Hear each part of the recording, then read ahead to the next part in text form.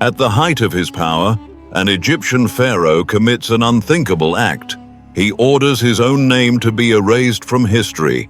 Unimaginable, since for a pharaoh, a name guaranteed immortality. Yet this king wants to be forgotten. He vanishes from the records as if he had never existed. What drove him to renounce his own glory? What dark secret did he hope to bury along with it? By the end of this tale, we will unravel the mystery of the forgotten Pharaoh, a god-king who tried to rewrite the world and was nearly wiped from humanity's memory. The stakes are immense, a clash between old beliefs and new, between remembrance and oblivion, whose echoes can still be felt today.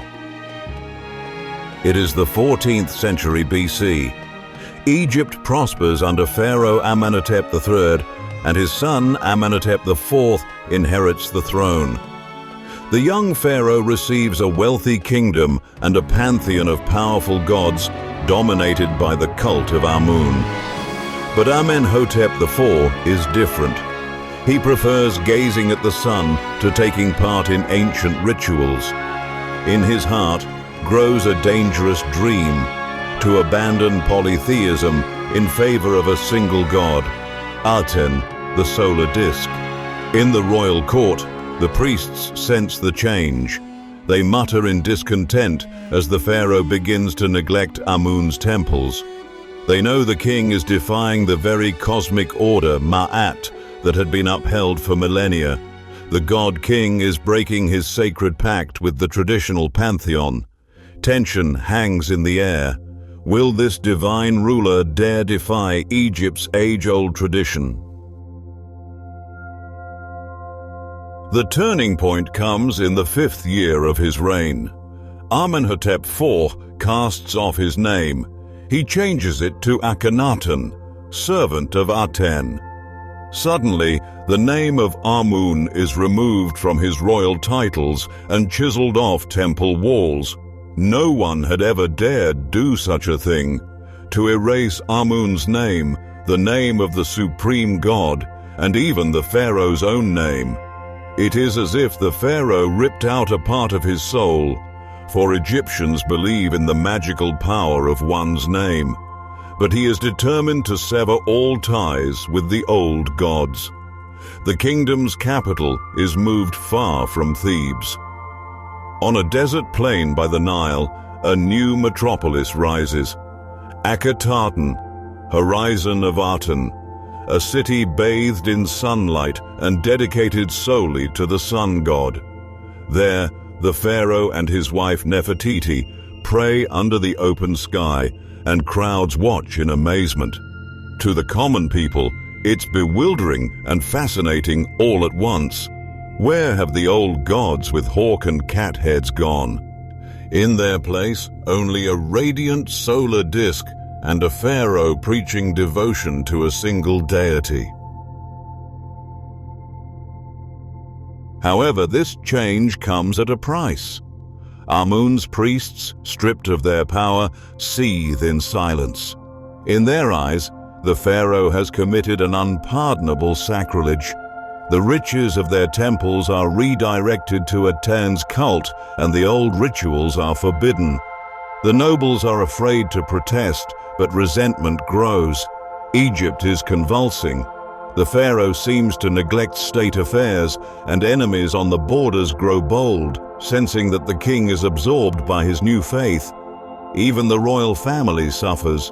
Rumors whisper that a plague strikes the capital, that 2 of Akhenaten's daughters die, and that toward the end, Nefertiti vanishes from the records, perhaps dead, perhaps disgraced.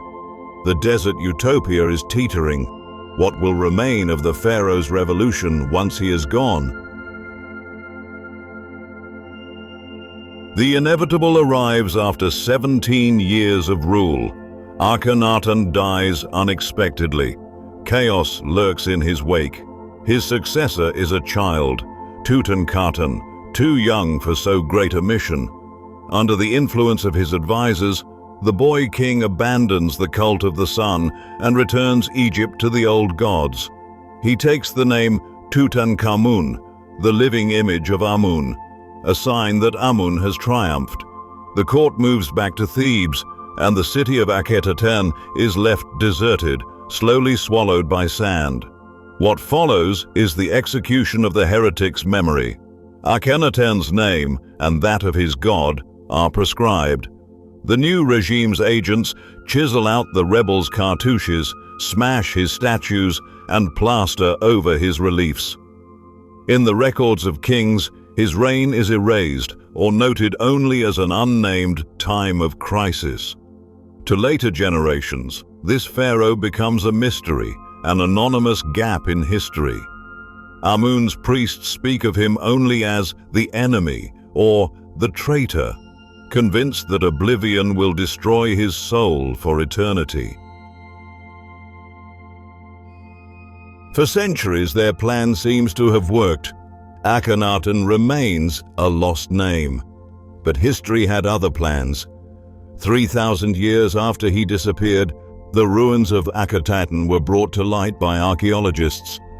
Dust-covered clay tablets revealed letters addressed to that long-forgotten heretic pharaoh. Piece by piece, fragments of the past came together to tell a hidden story.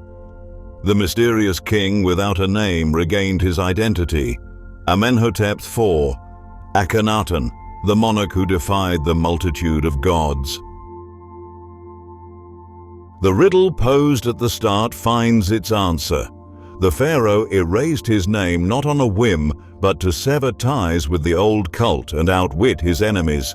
He believed that by eliminating Amun's name and his own from the records, he would forever weaken the priest's power and ensure Aten's dominion. It was his secret weapon against tradition, but that weapon turned against him. His enemies erased his name in turn, nearly fulfilling his wish to be unfindable. Nearly, because inevitably the truth rose to the surface. Today, Akhenaten remains a paradoxical figure. For some, the first monotheist in history. For others, a fanatical heretic. Yet his story warns how fragile memory can be and how rulers may try to shape it. At the same time, his fate shows that what is hidden does not stay hidden forever. The name he wanted the world to forget is now known across the globe, proof that the past cannot be completely vanquished. To the ancient Egyptians, being forgotten was the ultimate death, and Akhenaten, though sentenced to that oblivion, was reborn from the shadows of history. Under the same sun that once watched over Akhenaten's reign, we ask ourselves, can the memory of a man truly be defeated? Or will history always find a way to remember?